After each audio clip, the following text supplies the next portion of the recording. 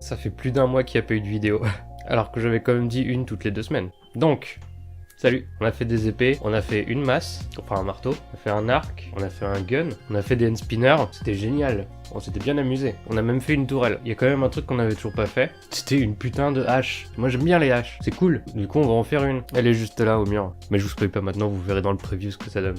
Du coup avec quoi c'est fait ce truc? Avec du bois. Et éventuellement vous pouvez vous servir d'autres trucs, hein, on s'en fout. Mais faites attention, on y reviendra plus tard. Il n'y a rien de spécialement compliqué, il n'y a rien de spécialement cher non plus. Si, il y a de la Sculpt. Vous pouvez éventuellement replacer ça avec de l'argile si vous voulez. Ça va être moins solide, mais bon. Allez, sur ce on est parti. Et vous connaissez la suite? Ben oui, vous connaissez la suite. Au boulot.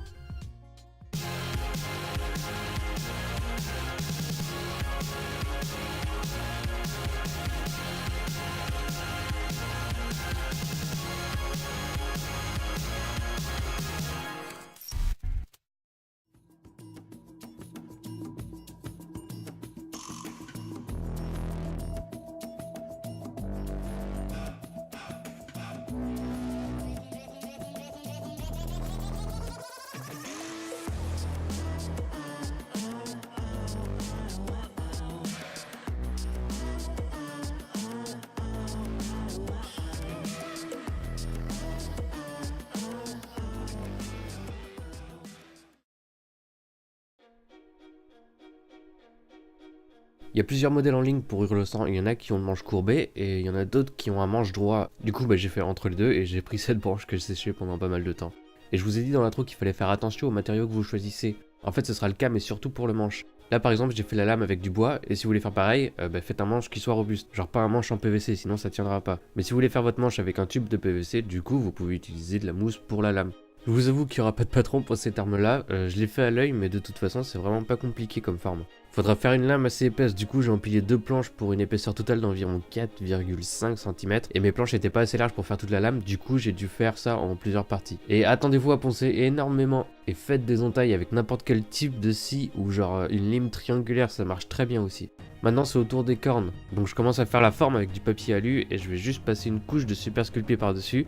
Et si vous n'avez pas de super sculpté, essayez peut-être avec de la Fimo, puis vous mettez tout ça au four. Et après c'est la petite tête de mort, on va faire une technique ancestrale de moulage, dite la technique du schlag.